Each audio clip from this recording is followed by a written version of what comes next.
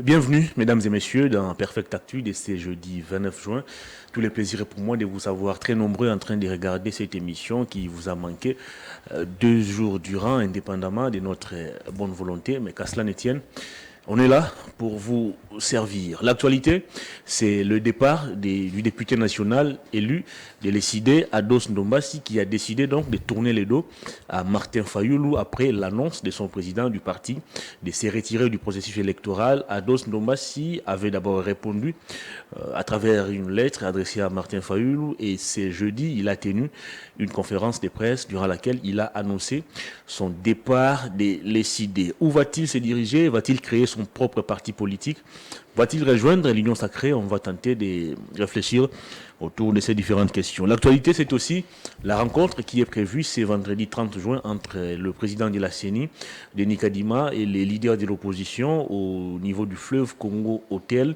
Il sera question de parler donc du processus électoral. Les opposants qui posent encore des revendications en rapport avec les différentes opérations menées par la CENI, et certains récusent même l'ensemble du bureau de la CENI et ils appellent même à leur démission. Est-ce que les dialogues ou l'échange entre les deux parties va-t-il se passer dans un climat apaisé? On va essayer d'en parler. Puis on va chuter avec cette guerre entre l'Église catholique et les pouvoirs en place.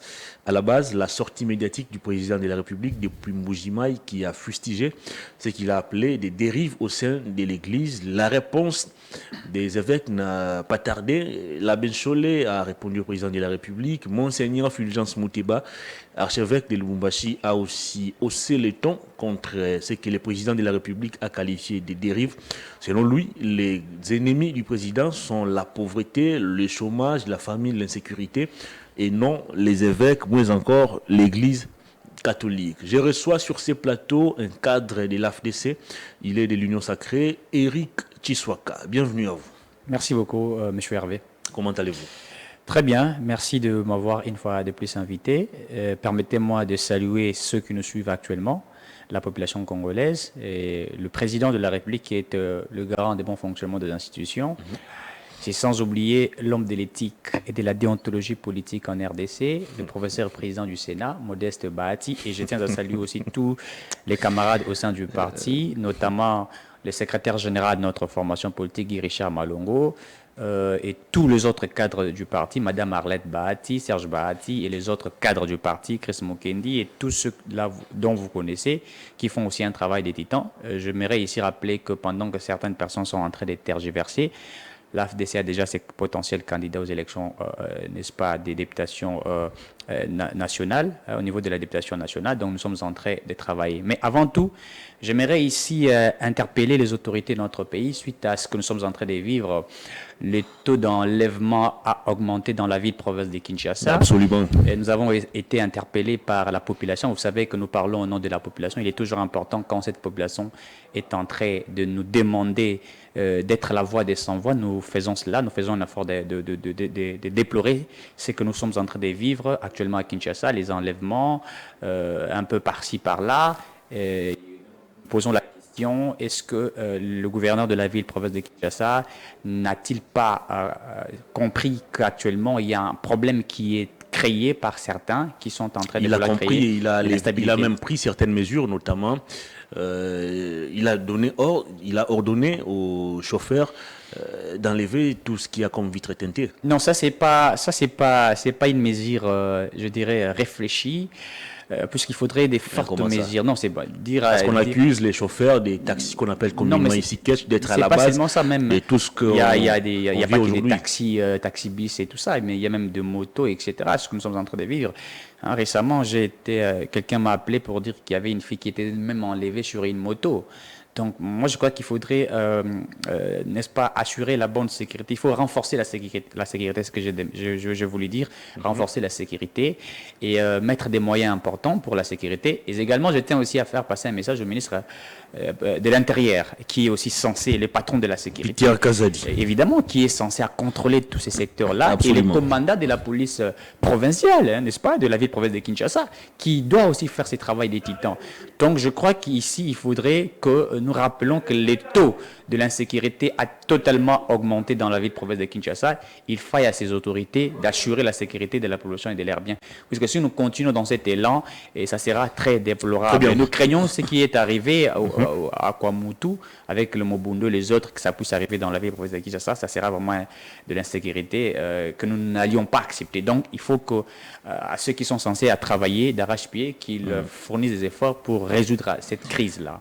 Très bien.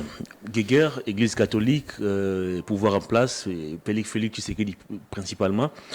Le président estime qu'il y a une dérive au sein de l'Église. Il y a des évêques qui ne prêchent plus, selon lui, l'unité, moins encore l'amour du Congo. L'Église n'est plus au milieu du village, selon le président.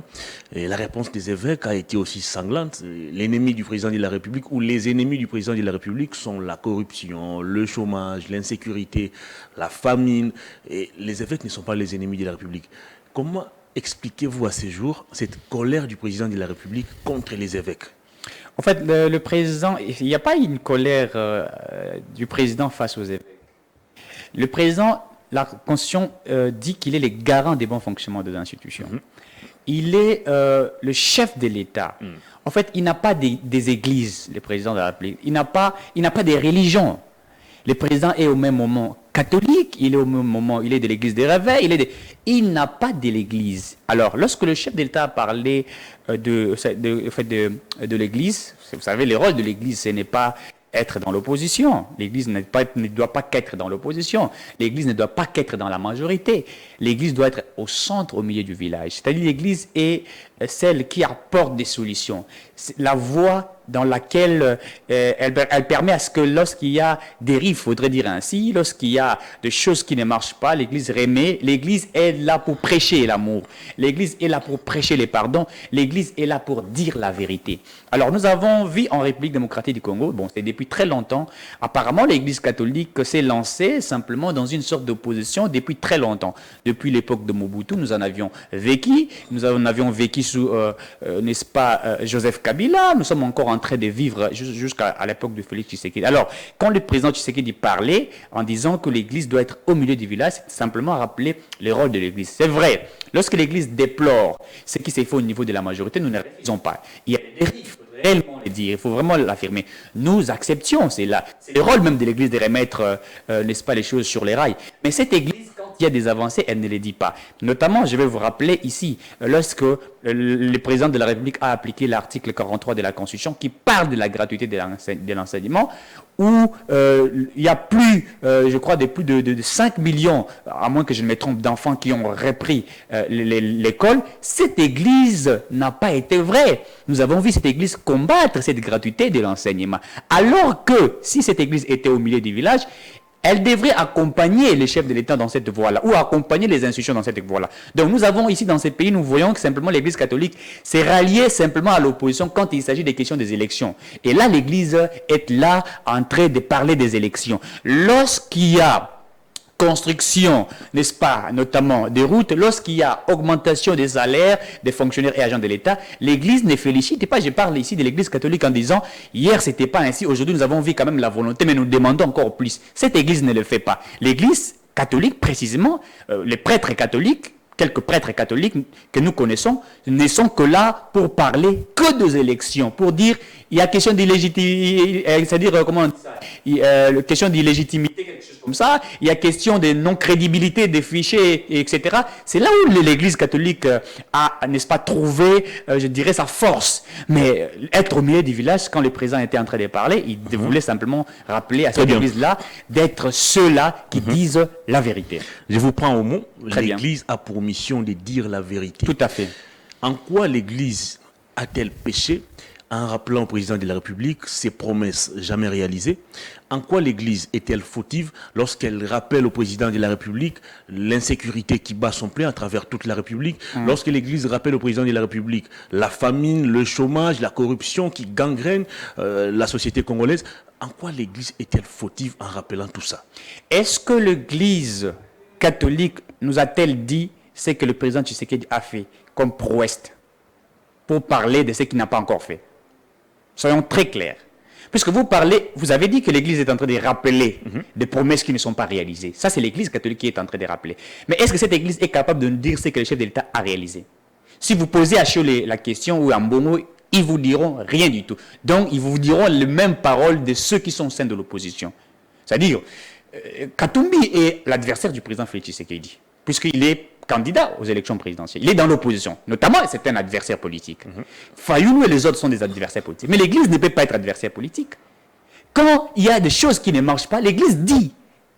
Ici, nous voyons qu'il y a des choses qui ne marchent pas. Mais c'est ce que l'Église fait. Mais évidemment, l'Église constate qu'il y a insécurité. L'Église a constaté l'insécurité. L'Église a constaté qu'il y a certaines promesses qui ne sont pas réalisées. Mais ce qui a été réalisé, est-ce que l'Église a-t-elle dit? C'est ça là où il faudrait aussi être très logique. Vous voulez dire que depuis que Tshisekedi est président de ces pays, rien n'a été fait. Donc l'Église catholique veut nous affirmer que rien n'a été fait depuis que Tshisekedi est président.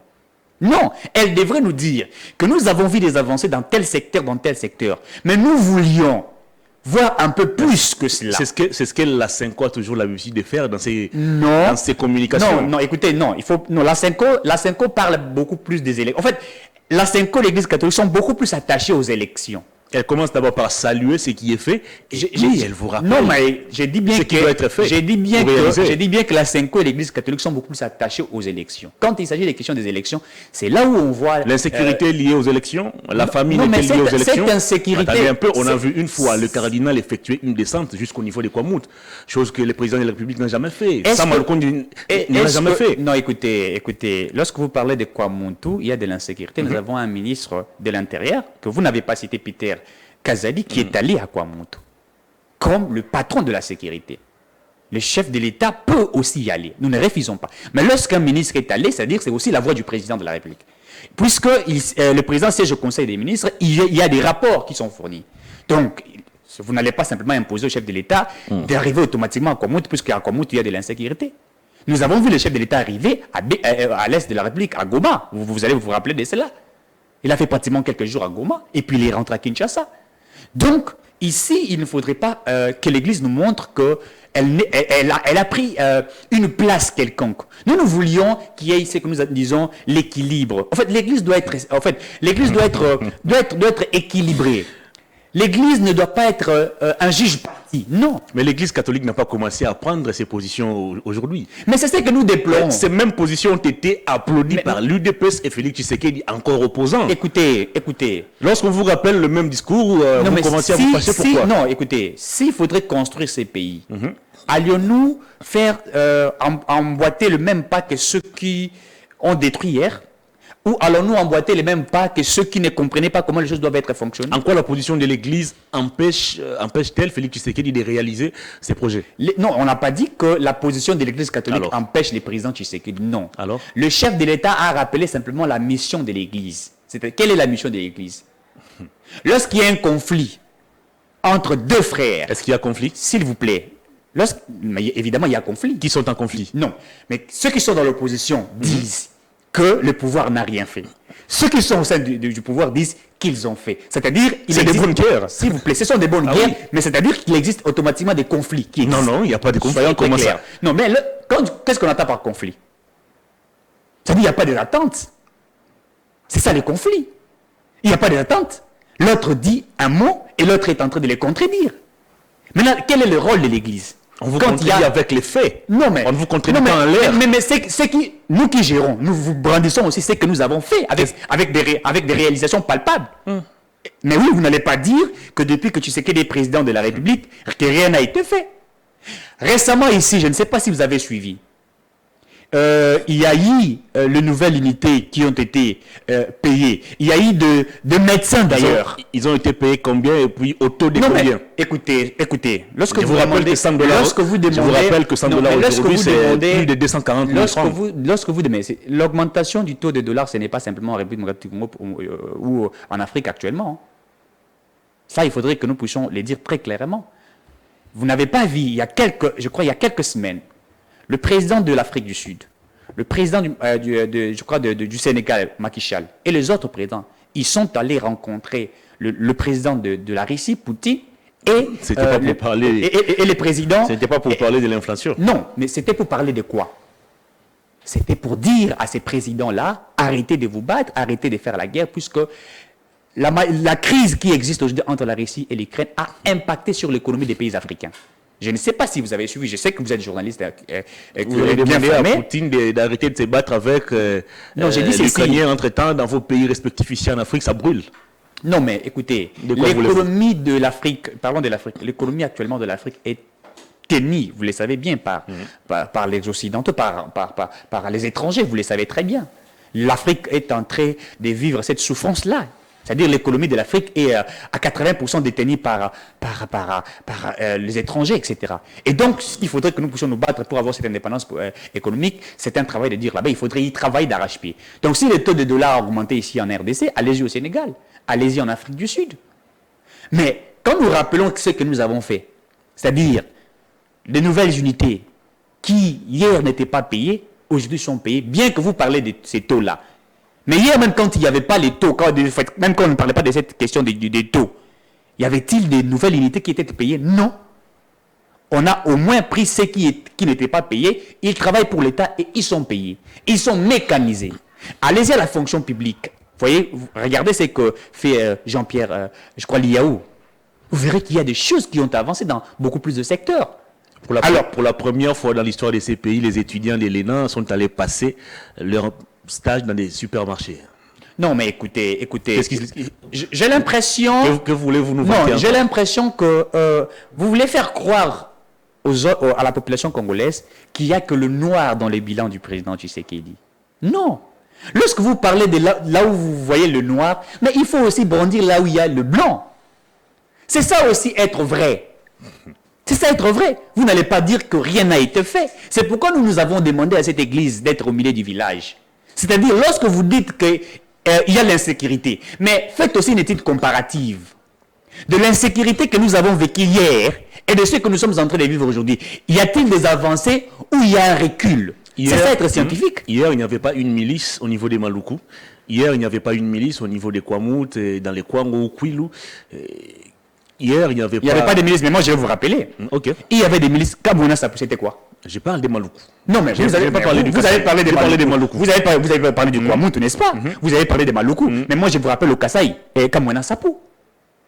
On a brûlé les machines de la saignée à l'époque, vous vous souviendrez de cela. On a tabassé, on a égorgé les gens à l'époque. Tout comme on les fait aujourd'hui. Non, mais quand vous dites qu'on les fait aujourd'hui... C'est-à-dire que vous allez tout justifier par la gouvernance des Kabila. Non, c'est pas ce que j'ai dit. Je ne suis pas...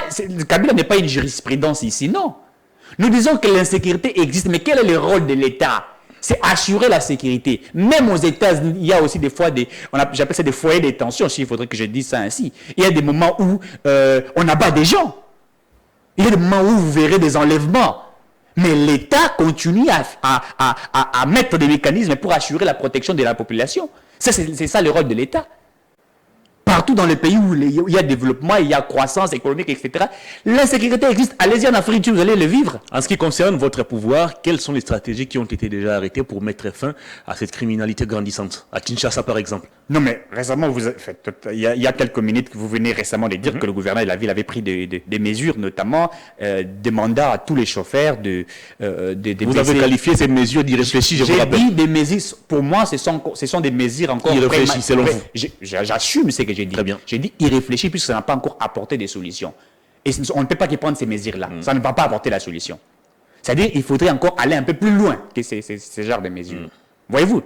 Et je suis au sein de l'Union Sacrée, je peux critiquer l'action posée par un ministre de l'Union Sacrée, un gouverneur de l'Union Sacrée. C'est ça la différence entre la gestion d'hier et d'aujourd'hui. C'est ça la différence. Puisque hier, vous avez suivi un monsieur Matata qui a dit, nous, on était en train de protéger. Donc pour lui, il existait ce qu'on appelle la solidarité dans les mal. Mais chez nous, il n'y a pas cette solidarité dans les mal. Cette solidarité dans les mal, il y en a été aussi bénéficiaire. Non, mais il n'a pas prouvé la mauvaise gestion de Modeste Bahati. Il n'a pas prouvé cela. Bahati n'a pas aussi démenti qu'il a été protégé par Matata. Non, mais Modeste Bahati ne peut pas répondre à M. Matata Pogno. Il ne peut pas les répondre. Bahati est président du Sénat. Et Matata Pogno, ancien premier ministre. Non, mais écoutez, je parle de Modeste Bahati qui est actuellement président du Sénat. Alors, il ne peut pas répondre à Matata qui est parmi les sénateurs. C'est un sénateur parmi tous les sénateurs. Donc, il ne peut pas commencer à répondre directement à Matata Pogno, puisque Matata a parlé en disant qu'il était en train de protéger certains ministres. C'est-à-dire, Matata, tout ce qui nous a brandi comme leadership, bonne gouvernance, c'était de la fausseté. Donc, leadership dans la solidarité des mensonges, bonne gouvernance dans l'impunité et l'immoralité. Très bien. Qui va remporter cette guerre entre l'Église et l'État? Il n'y a pas la guerre entre l'Église et l'État. L'État est dans son rôle de rappeler, n'est-ce pas, les principes. C'est ça le rôle de l'État, rappeler les principes. Je l'ai toujours dit, vous savez, au-delà des missions pédagogiques de l'État, l'État a aussi des missions que nous appelons des missions répressives. Les gens ne comprennent pas. L'État n'a pas que des missions pédagogiques. L'État n'est pas là simplement que pour bercer. Non, l'État est comme un père. Des fois, il doit chicoter, des fois, il doit frapper, des fois, il doit bercer. Il doit rappeler l'ordre. C'est ça aussi les missions de l'État. Mais on veut simplement nous montrer que l'État, c'est simplement la mission pédagogique. Non, il ne faudrait pas simplement parler de la mission pédagogique de l'État. Même la mission répressive, l'État en a. Lorsque vous ne respectez pas les principes établis, l'État peut vous sanctionner.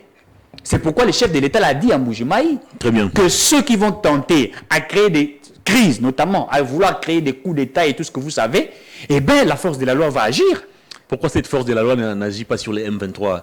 Elle agit sur ceux qui sont en Ituri. La force de l'État. Sur la milice Mobondo ici à Malako. La force de l'État agit sur les M23. Raison pour laquelle vous avez vu, n'est-ce pas, comment il s'appelle, le nom m'échappe, l'un de présidents de l'Afrique ici, qui a dit, je vais me rappeler de son nom, si, à moins que j'aille oublier. Il s'agit du président de quel pays? Et qui a dit, je vais me rappeler, qui a dit, je crois que les propos, les gens vont essayer de comprendre, qui a dit, le gouvernement congolais, les problèmes qui se posent entre les M23 et le gouvernement congolais, c'est que le gouvernement congolais n'avait pas négocié avec les M23. Quand il dit déjà que nous ne voulions pas négocier avec les M23, ça veut dire quoi? Ça veut dire que nous avons opté sur la voie de la force. Ah, pourtant, il y a peu, les mêmes gouvernements avaient dépêché nos militaires, nos officiers pour aller négocier avec ces mêmes rebelles. Non, c'est faux. Vous oubliez? C'est une fausseté. Ah bon? Ce sont des fausses informations. Informez-vous, cher Eric. Je vous dis que ce sont des fausses informations. Informez-vous, cher Eric. Je suis sur votre plateau et j'affirme ce que j'ai dit. Ce sont des fausses informations. Informez-vous, je vous le demande. Je vous dis encore une fois de plus, je suis devant vous, étant journaliste, ce sont des fausses allégations de certaines personnes. Nous n'avions pas dépêché. Puisque si nous avions dépêché les gens pour en parler, pour discuter avec les M23, je crois qu'on déjà à ce moment-là, on pouvait peut-être résoudre certaines choses. On pouvait peut-être opter sur l'option du brassage et mixage. Puisque les M23 est resté dans sa logique de brassage et mixage. Nous avions dit que nous n'allions pas les faire. Donc pour nous, c'est une victoire que nous avions déjà opté. Entre-temps, on continue de tuer encore nos paisibles compatriotes. Nous sommes dans un rapport de force. Lorsque vous parlez qu'on est en train de tuer la population congolaise, mais vous ne dites pas que c'est que nous aussi nous sommes en train de créer de l'autre côté. C'est-à-dire, nous sommes aussi en train de tuer les... Non, mais écoutez, n'avez-vous pas vu certains du M23 être arrêtés? N'avez-vous pas vu que nous avons créé, n'est-ce pas, de l'agitation même au Rwanda? Donc, il ne faudrait pas simplement prendre... En fait, c'est un rapport de force. Même la guerre qui est en train d'être faite, que nous vivons entre la Russie et l'Ukraine, l'Ukraine perd aussi ses militaires. Est-ce qu'on peut parler... La Russie aussi en fait autant. Donc, c'est un rapport de force. Peut-on parler de l'existence d'un rapport de force dans un contexte où quelques localités de nos pays sont contrôlées par des forces négatives? On peut encore parler d'un rapport de force? Non, mais nous sommes toujours... Mais quand ils ne bougent pas, ils sont restés campés sur leur position. Non, mais comme vous avez dit quelques localités, ça veut dire que dans cette localité-là, il y a aussi nos FARDC qui veulent à tout prix récupérer ces localités. Ça veut dire, il faut bien circonscrire les choses. Nous sommes dans un rapport de force. C'est-à-dire, le fait que ces gens-là sont de ce côté-là en train de récupérer, je ne dirais pas qu'ils ont récupéré toutes les localités, c'est quelques localités, bien que nous sommes en train de nous battre pour récupérer toutes ces localités-là. C'est aussi le rôle de l'État de sécuriser la population. Nous sommes en train d'aller dans cette voie-là. Mais il faut rappeler que l'insécurité que nous vivons dans l'Est de la République n'a pas commencé sous Félix Tshisekedi. Il ne faudrait pas faire croire que ça a commencé sous Tshisekedi. Je l'ai déjà évoqué, que même sous la gestion de Kabila, parce que vous voulez simplement... Mais Kabila a fait sa part, il est parti. Non, mais il a fait sa part. Qu'est-ce que vous avez fait en 4 ans pour restaurer la paix dans la partie est du pays? Quand vous dites que Kabila a fait sa part, voilà la part de Kabila. C'est accepter les brassages et mixages. C'est ça la part de Kabila. Que vous vouliez que nous puissions accepter. Il est parti. Il est parti. Qu'est-ce que vous avez fait? Mais je vais vous dire ce que nous avons fait. Il est parti. Voilà la part de M. Kabila. C'est accepter que nous ayons des chefs d'État, de Rwandais, des généraux, etc., de Rwandais, qui ont géré l'armée, qui ont géré la police. On avait un Bisséguiman ici et les autres que vous connaissez. C'est ça la part des Kabila. Mais tout comme aussi vous avez accepté qu'une partie de notre territoire soit Nous contrôlée par des n'avions pas- armées, non, des non, armées écoutez, étrangères Nous n'avions pas. qui nous disent même S'il que vous vous plaît. avez suivi. Non, Attendez, il faut attendez. rectifier cela. Laissez-moi finir ma question. Oui. Vous avez suivi avec moi il y a peu les présidents burundais, je pense, qui disaient que les forces de l'EAC ne quitteront pas la RDC tant que le Congo aura une armée et une police capables de défendre son territoire. Non, mais nous n'avions pas accepté. Et là, on n'a pas vu le président de la République Mais moi, je vais vous dire pourquoi. monter au créneau Non, comme mais il a fait avec les évêques. Non, mais je vais vous dire pourquoi le monsieur a dit cela. Puisque nous avons brandi un rapport. Vous êtes dans la logique de tout justifier apparemment. Non, mais écoutez, puisque lorsqu'on amène des faussetés, je ne peux pas être là pour accepter des faussetés. Attendez un peu, le président burundais n'a-il pas dit qu'ils ne quitteront mais- pas le Congo mais je suis en tant train- qu'on n'aura pas je suis une en armée et train de une vous police expliquer- responsable? je suis en train de vous expliquer la logique de ce monsieur, de ce président. De ce qu'il a dit. Il n'a pas trompé, il n'a pas menti. Je vous dis que quand le chef de l'État est devenu, il a pris ses fonctions, qu'est-ce que nous avons trouvé au sein de l'armée? Moins de militaires congolais, plus de militaires rwandais. Ah bon? J'affirme ce que je suis en train de Attendez dire. un peu, c'est le même Félix Tshisekedi qui nous a dit qu'il avait trouvé une armée Oui. professionnelle, Oui. organisée Oui. et structurée. Oui, Et vous, communicateurs de sa famille politique, le vous chef de estimez l'État a dit qu'il avait trouvé une armée avec moins de Congolais. quand on dit une armée structurée, ça veut dire quoi? Que toutes les équipes là que vous connaissez existent, l'armée loyale, c'est quoi, la force terrestre, etc. Donc, la structuration était là. Quand on vous dit équipé, c'est-à-dire l'armée avait des munitions, etc. Professionnel. Professionnel, oui, puisque cette armée était au front, l'armée a défendu l'intégrité territoriale.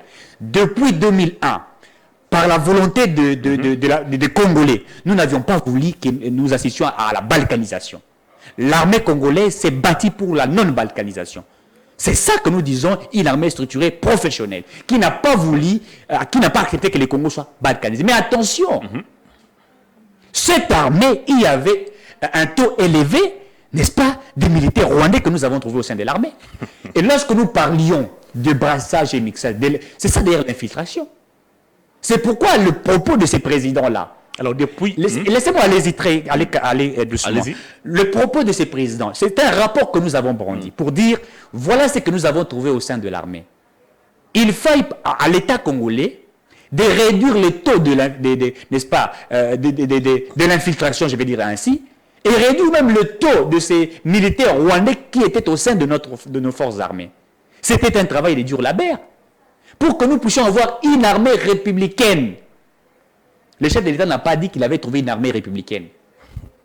Il a dit qu'il a trouvé une armée structurée, équipée. Mais il n'a pas parlé d'une armée républicaine. Aujourd'hui, nous sommes en conflit avec le Rwanda.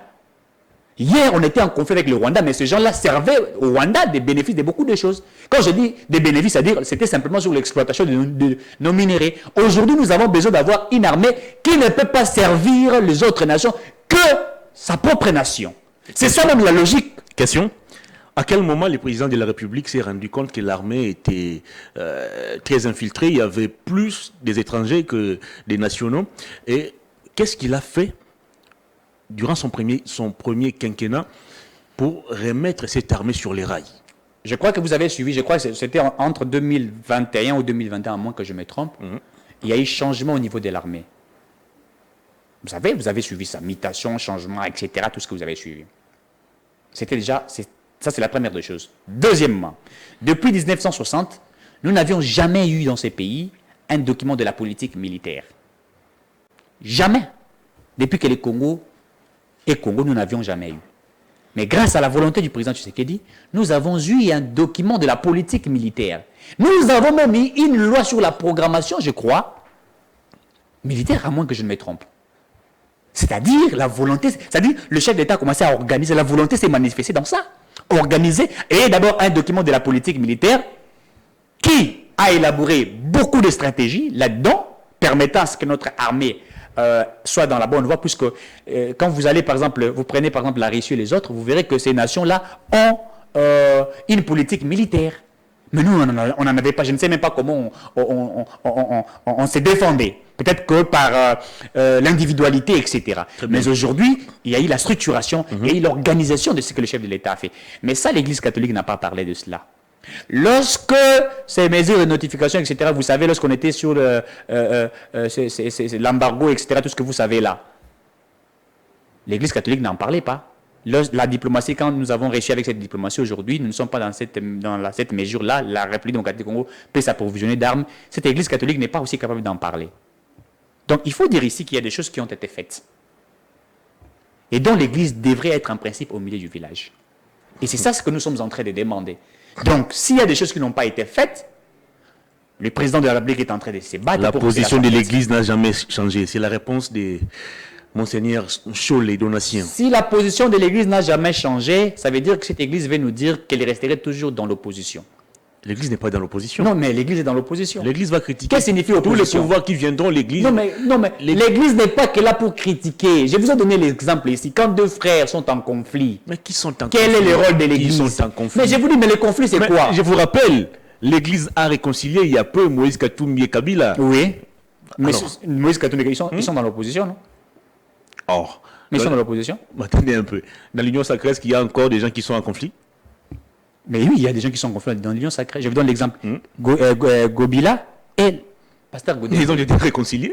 Non, mais vous avez demandé, non? Mais Godé pour lui-même est pasteur. Mais vous avez... Il est pasteur lui-même. Mais oui, mais vous avez posé la question. Les conflits existent même au sein de l'Union sacrée, mais on sait comment on peut essayer de réparer cela. L'Église doit être au milieu du village. L'Église ne peut pas être que dans l'opposition. C'est ce que je suis en train de dire. L'Église vous dit que l'Église se trouve dans l'opposition. Non, mais l'Église actuellement a donné sa position. L'Église est dans l'opposition. Attendez un peu. Quand Monseigneur Fulgence Moutieba, archevêque de Lubumbashi, conseille par exemple le président de la République de se débarrasser de tous les turiféraires qui se trouvent autour de lui, tous ces fanatiques, tous ces applaudisseurs qui ne sont là que pour applaudir, pour acclamer, pour les déifier et qui ne font pratiquement rien. Vous pensez que... Non, mais ça, je ne refuse pas. C'est toujours faux? Non, je ne refuse pas. Parce que lorsque nous avons déjà dit qu'il faudrait que certains conseillers autour du chef de l'État qui ne sont pas capables, ils doivent partir, nous en avons déjà parlé.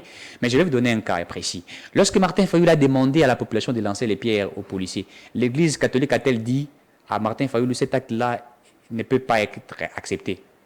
Pourquoi? Puisque vous, étant un acteur politique, vous ne pouvez pas demander à la population de lancer les pierres aux policiers qui sont là pour veiller sur vous. Du moment où Fayulu n'a jamais accepté qu'il avait ordonné qu'on puisse... Non, mais nous en avions vu quand même, Hervé et Thomas. Vous êtes Fayulu, journaliste professionnel. Nous avons vu... Je parle de la position des Fayulu. Non, mais je ne parle pas de moi. Nous savons que le Fayulu, des fois, c'est une personne sycophante et qui, des fois, a des propos amphigoriques.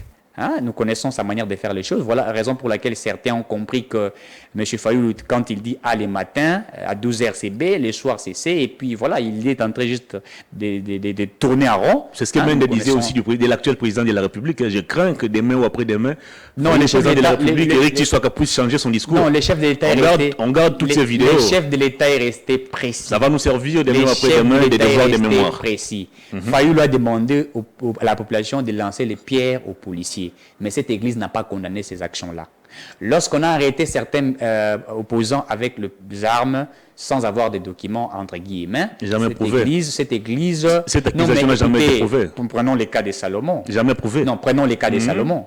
Les pistolets, on a dit que c'était à qui? À un garde du corps de Matata. Mais on va se poser la question... Qui a dit ça? Non, mais c'est Matata qui a dit. Il n'a pas dit que le pistolet qui s'est trouvé à la demi appartenait à sa garde. Non, mais écoutez, on sait comment ces gens-là font les choses, en fait. Lorsque le garde du corps de Matata avait perdu ses pistolets, ses gardes du corps n'a jamais déclaré qu'il avait perdu un pistolet. Il a fallu... Informez-vous alors. Non, il a fallu... Non, mais vous savez... Il y a des choses qui vous échappent. Il a fallu une semaine après que... Il y a des choses qui vous échappent. Tout ne se dit pas à la télé. Non, mais vous le savez très bien. N'ayez pas une position quelconque. Et j'ai dit ici, l'Église doit condamner certains qui sont dans le bavire, etc.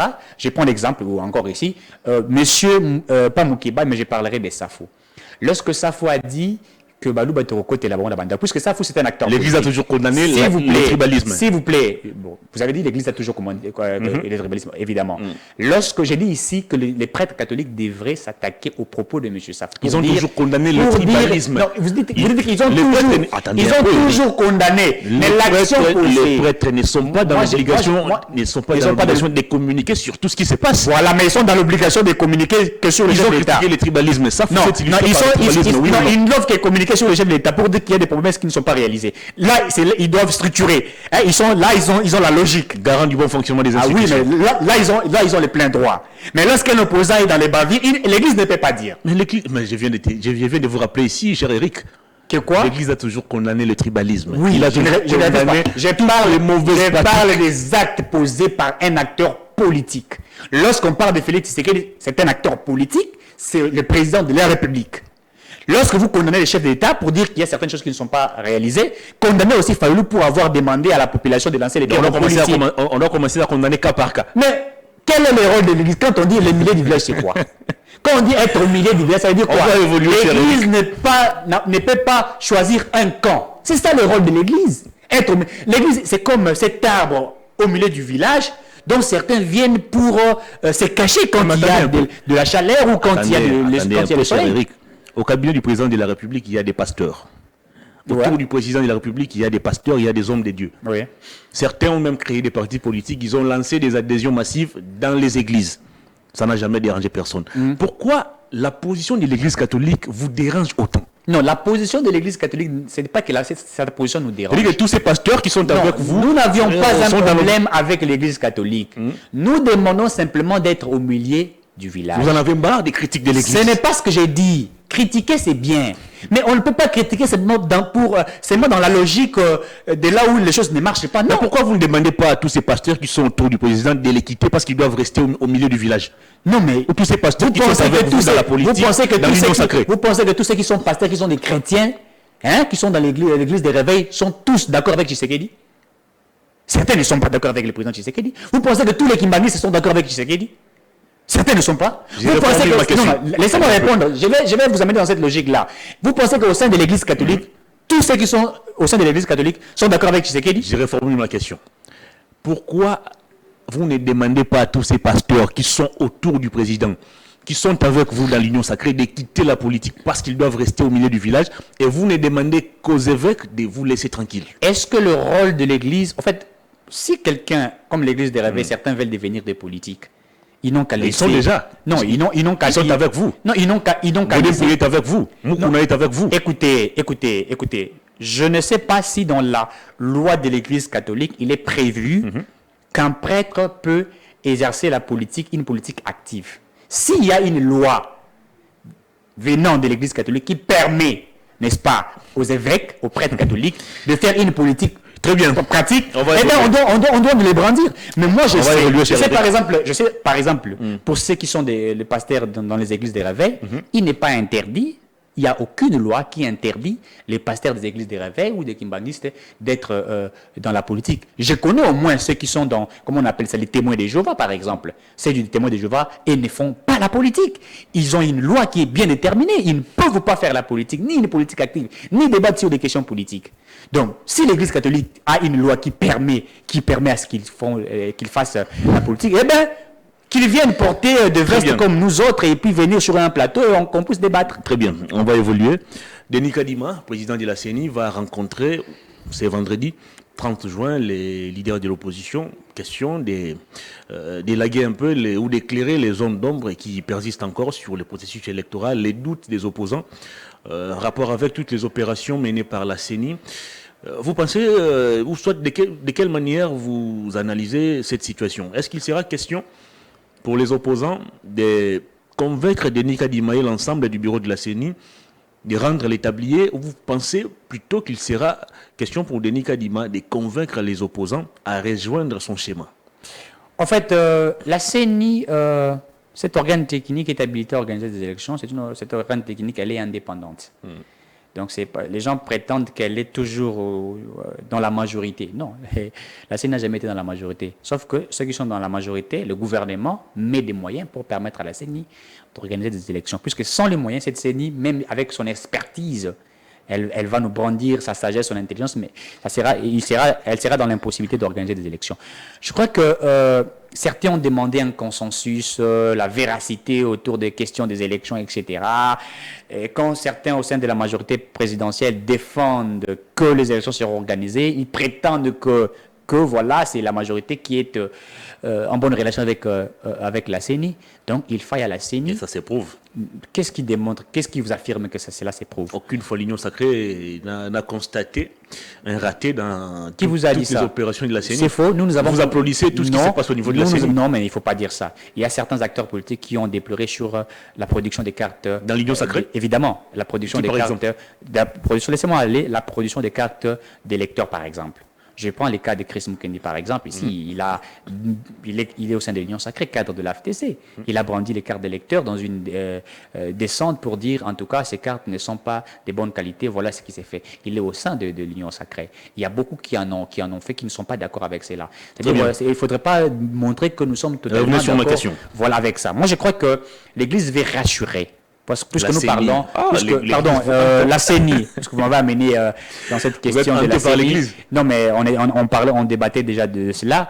La CENI veut rassurer à l'opposition, à ceux qui sont au sein de l'opposition, puisque nous parlons des élections crédibles, transparentes et apaisées, qu'il est possible d'avoir des élections crédibles, transparentes mais aussi et apaisées. Inclusives. Évidemment. Ça, la CENI veut rassurer. D'autant plus qu'il y a certains de l'opposition qui ont participé dans la composition des animateurs de la CENI qui n'acceptent pas aujourd'hui qu'ils ont délégué les leurs au sein de la CENI. Il y a des opposants qui ont délégué évidemment, leur mandataire au niveau de la CENI. Et je prends les cas de l'ECD. Martin Fayulu. Il n'a jamais reconnu le monsieur qui se trouve à la CENI. Mais comment le monsieur s'est retrouvé là? Mais c'est la même question que le PPRD va aussi vous poser. Alors, moi, je vais répondre au bureau de la CENI. Alors qu'il n'a jamais été mandaté par son parti. Si Fayulu ne reconnaît pas comment il s'appelle, Dito Moniz Blaise, il a fallu, puisque Dito Moniz Blaise, jusqu'à ce moment, il est toujours cadre de l'ECD. Jusqu'à ce moment, il est toujours cadre de l'ECD. Il a fallu que l'ECD puisse exclure d'office Dito Moniz Blaise de son parti politique. On n'a jamais vu c'est un message pareil, disant nous ne reconnaissons pas Dito Moniz, il est nôtre, automatiquement il est exclu. On n'a pas jamais vu cela. Quel est les documents qui prouvent que le monsieur a été mandaté par Fayulu pour engager les CID à la CENI? Comment Dito Moniz s'est retrouvé au niveau de la CENI?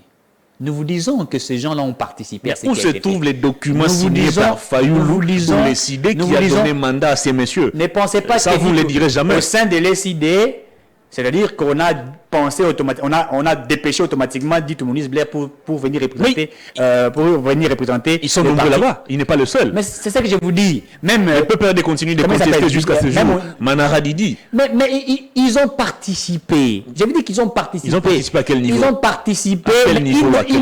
Ils ne le vous diront jamais. Attendez un peu. J'affirme ce que je vous dis. Dito Moniz n'est pas tombé comme un cheveu dans la soupe. Non. Je vous le dis. Alors, ils ne vont pas l'affirmer. C'est pourquoi, lorsque la CENI veut organiser cet échange-là, c'est pour élaguer certaines choses. Par exemple, au niveau de l'ECD, ils vont discuter pour dire, si vous ne voulez pas de Dito Moniz Blaise, eh bien, dites-nous, présentez quelqu'un qui... je crois que les échanges... Quel est l'intérêt des Fayulu ou du PPRD FCC de déléguer quelqu'un à la CENI et de les contester plus tard? Ils ont quel intérêt? Mais écoutez, c'est connu. L'intérêt, c'est créer ce que nous appelons créer une crise. C'est ça l'intérêt. Puisque l'option levée par l'opposition, c'était les dialogues. D'ailleurs, ils vous l'ont dit? Mais nous partageons les plateaux de télévision avec plusieurs de l'opposition. Nous débattons. L'option levée, c'était les dialogues, pas des élections. Même Kabila est dans cette logique-là. Pourtant, plusieurs fois, on a vu des communiqués d'Ensemble pour la République exiger des élections. Nous avions... Martin Fayulu continue d'exiger des élections jusqu'à ce jour. Non, Fayulu n'exige pas les élections, puisque déjà, avec son plan de sortie de crise, vous savez, non? Vous avez lu ces plans de sortie de crise. Il a parlé d'une transition qui violerait la Constitution. Ça va aller même au-delà de la Constitution. Ça va violer même la Constitution par rapport au délai qui est prévu pour l'organisation des élections. Il avait déjà prémédité, n'est-ce pas, les dialogues. C'est ça la logique de M. Fayulu. Katumbi, lui au moins, je sais qu'il est dans la logique des élections. Je sais qu'il est dans la logique des élections. Depuis 2016, Katumbi veut devenir président de ces pays. Et il se bat pour ça. Il est dans cette logique-là. Les autres ne sont pas dans la logique. Par exemple, Matata n'est pas dans la logique des élections. Matata est dans la logique de se protéger pour fuir la justice congolaise. Ça, nous connaissons. Tous nous connaissons. Puisque nous sommes simplement sur le plan de la forme, nous ne sommes même pas sur le plan du fond, mais qui est de la forme, mais il veut déjà prendre la peau d'escampette. Donc on connaît comment les autres sont en train d'opérer. Alors, la CENI veut rassurer pour dire, venez, on va essayer de discuter, d'échanger. Nous sommes Congolais, lorsqu'il y a des problèmes qui se posent, Discutons-en et voyons comment nous pouvions nous mettre tout à fait d'accord pour l'organisation des élections, puisque les élections sont prévues le 20 décembre. Alors qu'il faille à l'opposition d'être là et que nous puissions organiser de très bonnes élections. Pourquoi le choix des Fleuves Congo Hôtel pour accueillir cette rencontre? Bon, c'est le choix des organisateurs. Ils pouvaient peut-être choisir. Pourquoi pas à la CENI? Non, mais parce qu'on parle Congo, on parle élection. Je ne vois pas la raison pour laquelle on va aller... Est-ce que pour un choix, on peut discuter pour un choix d'une salle, etc. C'est aussi significatif. Ah oui. Non, mais je crois qu'il n'y a pas de problème pour cela. Ils pouvaient peut-être tenir ça même au stade de Martyrs, dans une salle au stade de Martyrs. Ils pouvaient tenir ça à la CENI. Je crois et même ça, le cadre. Et d'ailleurs, il faut dire qu'ils reçoivent aussi ces personnes de l'opposition de la très bonne manière pour essayer d'échanger et discuter. Peut-être qu'au niveau de la au niveau du siège de la CENI, il y a d'autres travaux. Je ne sais pas moi la raison qui a été avancée, mais les acteurs savent le pourquoi ils ont choisi, n'est-ce pas, vous avez parlé de Fleuve Congo Hôtel. Très bien. Ados Ndombasi, député SID, élu de la FUNA, décide de quitter Martin Fayulu. Il estime que la position prise par son président du parti ne l'arrange pas. Et il va désormais évoluer seul. Non, mais puisqu'il a compris que Fayulu a des langages amphigoriques, il a compris que M. Fayulu a des langages, des fois il réfléchit comme une personne circonférente, je l'avais déjà dit, qu'il s'embrouille lui-même, hein, et il n'est pas rationnel, c'est ce que je cherchais, Fayulu n'est pas rationnel. Vous vous souviendrez, en 2018, nous n'allions pas aller aux élections avec la machine à voter, voyez-vous, et par la suite, on va aller avec des papiers. On va écrire les noms de nos candidats. Et après le jour des élections, nous allons aller voter avec la machine à voter. Ça veut dire quoi? Alors que les autres ont dit, sans machine ou avec la machine, nous irons aux élections. Faux. Ce que j'ai dit est une réalité. Au départ, toute l'opposition était contre la machine à voter. Vous avez dit au départ. Mais le président Tshisekedi... C'était la même position, non? Non, écoutez, au sein du rassemblement... Non. Attendez, je maîtrise ce que j'ai dit. Rassemblement, je crois, rassemblement à l'époque, certains avaient levé l'option d'aller aux élections avec la machine à voter. D'autres ont dit, nous n'irons pas avec la machine à voter. Tshisekedi, le l'IDPS à l'époque, Félix Tshisekedi a dit, nous, avec la machine ou sans machine, nous allons participer aux élections. Fayulu est resté dans sa position déjà bien organisée à l'époque, jusqu'à ceux qui sont allés aux élections avec la machine à voter. Donc ici, vous savez que M. Fayulu avait tergiversé. Pourquoi? Puisqu'il avait demandé à certains de ne pas aller avec la machine à voter. Mais comment il a été élu? Comme lui pense qu'il a été élu. Comment il est devenu président? Élu, comme il pense. Ceux qui sont allés aux élections sont juste allés avec le papier. Donc ici, il ne faudrait pas dire que toute l'opposition à l'époque avait dit que nous n'irons pas avec la machine à voter. Au départ, lorsqu'on parlait de la machine à voter, je crois qu'à 80%, ceux qui étaient là n'étaient pas d'accord avec la machine à voter. Mais après... Je crois avant même 6 mois des élections, l'IDPS avait déjà opté pour l'option d'aller avec la machine ou sans machine, ils iront aux élections. Et d'autres alliés, d'autres partenaires avaient déjà accepté cela. Mais il fallait rester alpha et oméga. Et par la suite, il vous dit, eh bien, je suis un président élu. Mais vous avez été élu comment? Donc moi, je crois qu'ici, si Ados Ndombasi a jugé bon de quitter M. Fayulu, c'est puisqu'il a compris que M. Fayulu n'a pas une vision. Dites-moi, quel est le programme concret de M. Fayulu? Quelle est la vision de M. Fayulu? Quelle est la vision de l'Union sacrée? Nous avons une vision. C'est laquelle? La refondation de l'État, la lutte contre la pauvreté, la lutte contre l'impunité, la lutte contre les antivaleurs et les réformes économiques, les réformes sécuritaires. Et nous sommes en train d'y travailler. Nous sommes en train d'y travailler d'arrache-pied. Le changement n'est pas de la magie. Et c'est ce que vous ne le savez pas. Le changement est un travail de dur labeur. C'est comme quand vous êtes père dans votre famille ou dans votre maison, lorsque vous éduquez vos enfants, c'est pas quand vous dites à un enfant ça ne fait pas ça, etc. et que d'office automatiquement il va l'appliquer. Non. C'est-à-dire au fur et à mesure que tu l'apprends, au fur et à mesure que tu l'orientes, eh ben il y aura un changement. Il faut ici noter que ce pays était un pays quasiment par terre. Et nous sommes en train d'organiser même l'État. Puisque ici, un pays qui était parti, vous l'avez trouvé avec ses 145 territoires mais lorsque nous disons, intacts. Lorsque nous disons, vous arrivez au pouvoir, vous n'arrivez même plus à contrôler certains de nos territoires. Lorsque nous disons par terre, nous parlons de l'organisation de l'État. La culture même de l'État. Peut-on parler de l'organisation de l'État du moment où ce même État ne sait pas contrôler certaines de ces localités? Quel est l'administrateur du territoire nommé par Félix Tshisekedi qui pose des actes à Bunagana, par exemple? Qui vous a dit que l'État est dans l'incapacité de contrôler ses territoires? Si l'État, écoutez, si nous allons dans cette logique-là, si l'État était dans l'incapacité de contrôler nos frontières, je crois qu'on aurait déjà perdu la République démocratique du Congo. Mais on a perdu Bunagana, ça fait une année. Non, mais écoutez, Bunagana, ce n'est pas la première fois que nous pouvons perdre Bunagana. On en avait perdu, je crois, les années qui sont passées, 400 jours sous la gestion de Kabila. Et Kabila vous a dit... Kabila, c'est votre référence. Non, mais vous prétendez... C'est votre référence, on dirait. J'ai l'impression, vous voulez faire... Vous avez tendance à recopier tout ce que Kabila avait fait. Non, j'ai l'impression... Sous Kabila, on avait perdu Bunagana, on doit aussi le perdre sous Félix Tshisekedi. Ce n'est pas ce que j'ai dit. Qu'est-ce qu'on entend par un rapport de force? Qu'est-ce qu'on entend par une guerre? Vous pensez que dans une guerre, il y a simplement une seule partie qui doit gagner? Mais quand on dit une guerre, quand on parle de rapport de force, ça veut dire quoi? Qu'est-ce qu'on entend par un rapport de force? D'autant que nous sommes en train d'organiser, de nous battre pour gagner, les autres aussi en font pour qu'ils puissent gagner. C'est un rapport de force. Donc là où Kabila avait trébuché, l'UDPS doit aussi trébucher. Je ne sais pas ce que j'ai dit. Kabila a trébuché en acceptant les brassages et les mixages, mais nous n'avions pas accepté les brassages et les mixages. Vous avez accepté la présence des armées étrangères sur notre territoire. Nous n'avions pas accepté la présence des milices. Vous leur avez confié même la gestion Nous n'avions pas accepté la présence des milices. Écoutez, nous avions accepté de nous mettre autour d'une table, enfin, c'est-à-dire de travailler pour réduire ce que nous appelons cette insécurité transfrontalière. Transfrontalière, l'insécurité. Pourquoi je l'ai dit? Est-ce que vous ne savez pas qu'il existe des accords de sécurité avec État? Je vous donne un cas. Si le Burundi constate que au sein de son pays, il y a certains milices. Je vais aller dans ça pour essayer d'expliquer très correctement. Puisque j'ai l'impression, c'est comme si vous voulez faire croire qu'un État ne peut pas signer des contrats ou un partenariat sécuritaire avec d'autres États. J'ai l'impression que c'est ce que vous voulez faire croire aux uns aux autres. Mais ce n'est pas ça. La RDC peut signer des accords avec un autre État pour lutter contre l'insécurité transfrontalière. Ça existe, les contrats, les accords de sécurité. Il faut, ceux qui maîtrisent les relations internationales vous le diront, ceux qui ont fait la science politique vous le diront, même ceux qui ont fait le droit.